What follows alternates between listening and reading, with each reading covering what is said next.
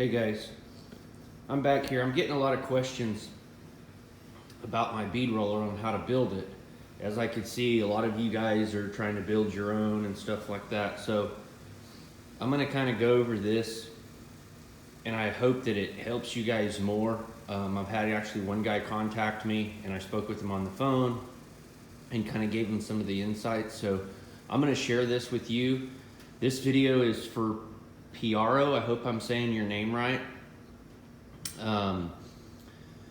So what I started with was a 2x4 250 wall thickness tubing, and like I said in the other video, and I'll probably cover some of the same stuff. So you've got to mill this down, the two sides, you've got to mill it down paper thin. And then on your top, if you can see, it's notched out underneath. And the reason why is because that top bushing that's in there, it's about 4 to 6 inches long. It's your preference, okay? But we use that as the main bushing because there's so much load that comes on out here. So what I ended up doing is I inserted brass bushing material. So it's like a bearing, because there's no room to put a real bearing because the shafts are 20 millimeter. Then what I did is this here is a spring, and if I could wind this all the way up, you might be able to see inside. So if you look inside there, you see that little rod sticking up from the bushing piece, and let me see if I can loosen it. Okay, so when I drag it out, so what it is, it's like a little U shape. You see it in there? And it's approximately about 1/4 inch high and about 2 inches long. And it's welded to the top side of that bushing, is the way I designed it. And all it is it's like a hanger. And it's about, like I said, 2 inches long, and it just comes up, goes over, and welds back down. That's what your spring hooks to, okay? Because your shaft slides. So your spring has to move, otherwise your spring's gonna be all sideways when you move your shaft all the way out. Then what I ended up doing is on this one, on the top shaft, if I shove it all the way back, and you come up here in the bearing or in the gearbox, so there's another bushing back there, a square bushing. The bottom of it is paper thin. So the bottom of the tube is right there. You could see it probably, I mean, as soon as you stick your hand in there, it drops down maybe 1/8 of an inch, okay? But that block is drilled and tapped on each side because it's whatever the inner diameter is, which is like 1 inch something because the OD is 2 inches.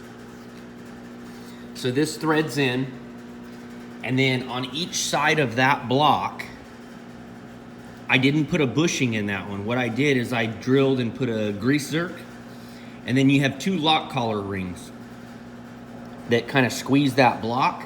And then I had brass bushing washers that I made, and I put them in between. So when it locks down, the shaft's gonna spin, it acts as a bearing so it's not metal on metal.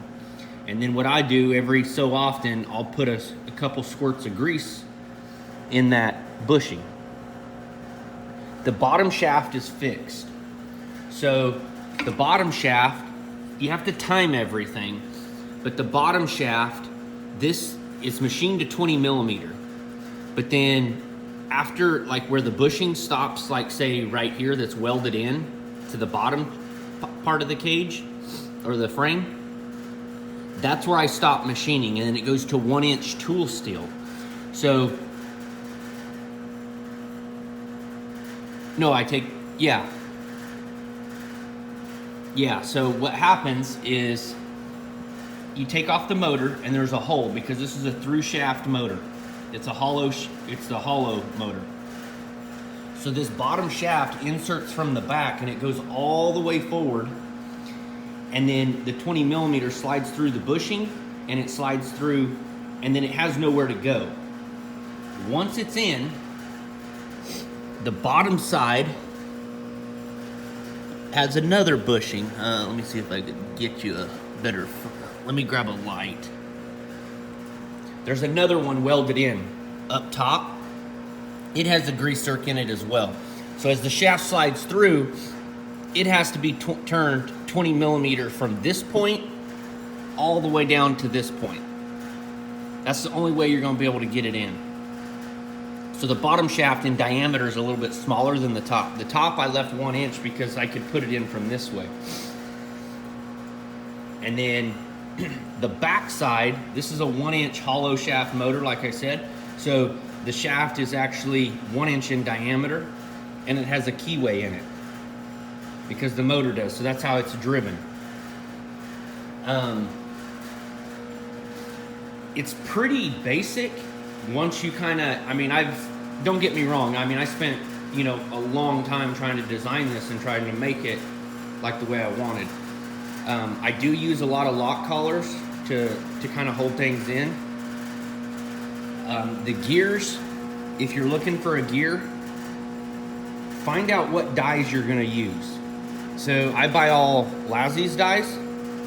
So when you buy his dies, you wanna get the OD measurement of them, and you want the gears close to the same diameter.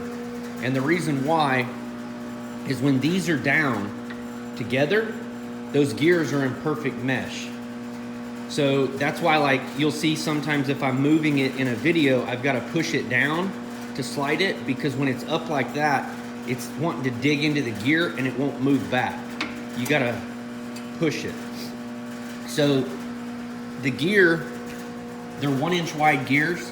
And if you want, you could probably find another gear that is, instead of 1 inch wide, the gear itself, if you can find like 1.5 inches or 2 inch or whatever, because what happens is the bottom gear is fixed, it doesn't move. When this one slides, I'm riding on 1/4 inch of this gear and 1/4 inch of the bottom gear. When my dies are dead true, like perfectly straight up and down to one another, the gears are 100% meshed. When the shaft slides back, as you can see, now I'm riding on 1/4 inch on this side of the gear and 1/4 inch on the other side of the gear. So overall, from that side to the front is 1.5 inches. So when you machine this out, you have 1.5 inches of travel. So center is center, then you have 3/4 of an inch out, 3/4 of an inch back.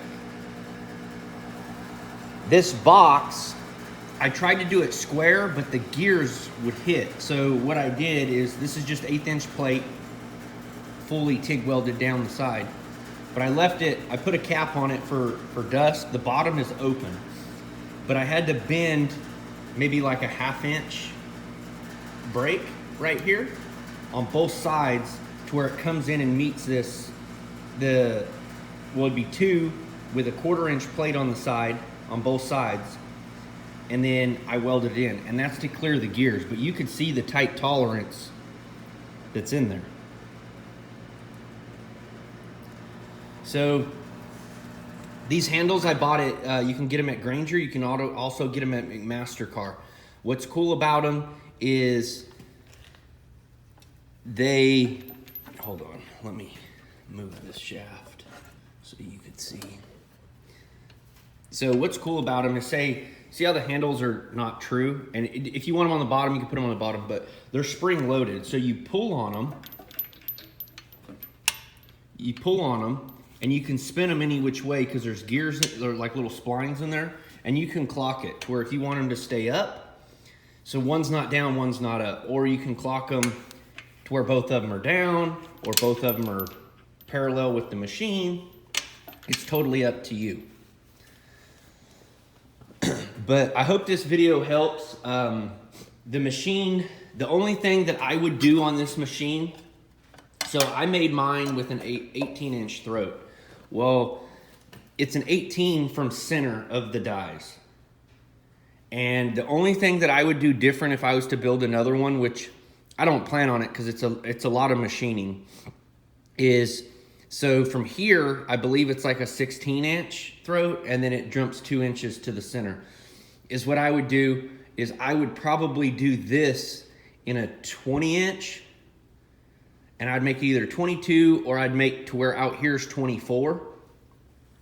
And I think it would still be fine, because the problem I've ran into, I've had some panels, because I could do a 36-inch panel, but when you're swinging something that's like an art decoration that you're trying to write or something like that, the problem is you hit here.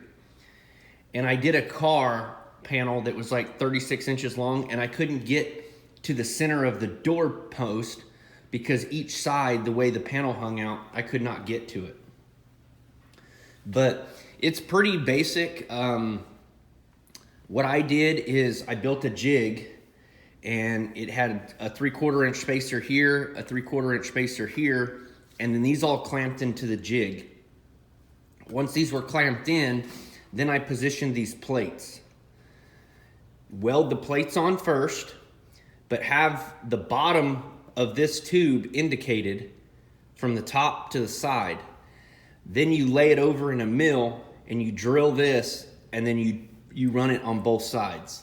That's how you get your slot if you're trying to get an adjustable shaft, which I highly recommend for the fact that it makes it so much more versatile. Because I could use dies that were never made to go together, and it makes cool body lines or, profiles. Like I said, the motor is a 110. It's a 3-phase ball door motor. I don't know if you guys can see it, but the part number, let me see. The part number is right there on the VN3538. And the part number for this, I don't know, but you could look up ball door AC motor speed control. And then my pedals are clipper pedals. So on my first bead roller, I had a Dayton DC motor. And what happened is you have to run the voltage down to your pedals and back up to a box to reduce the speed and stuff like that. But the problem with that, with those pedals, is you kill the voltage, so you lose torque. This, I don't lose any torque whatsoever.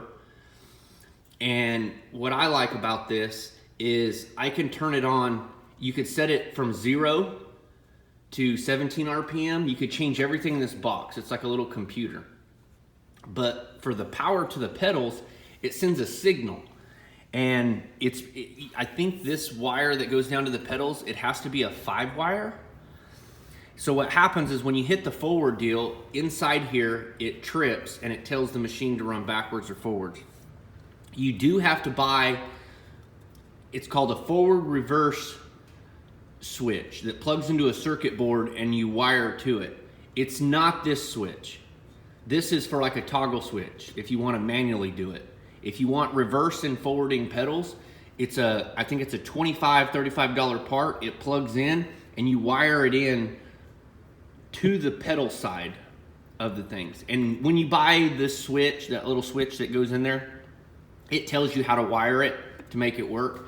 But there's a bunch of little, they're called trip switches, and you could adjust everything. You could adjust when the motor takes off from like instant to stop, how fast it stops. You could do the RPM, and you can do the load. There's a lot more settings in there. I mean, like if you were to buy it, you obviously get the manual of the box and stuff, but the box is not cheap. The box is, when I purchased it, I think it was like $385. The motor I found on Surplus, but and it was all together. I didn't have to buy the gear reducing head or anything like that. So that motor does more than what it's need to.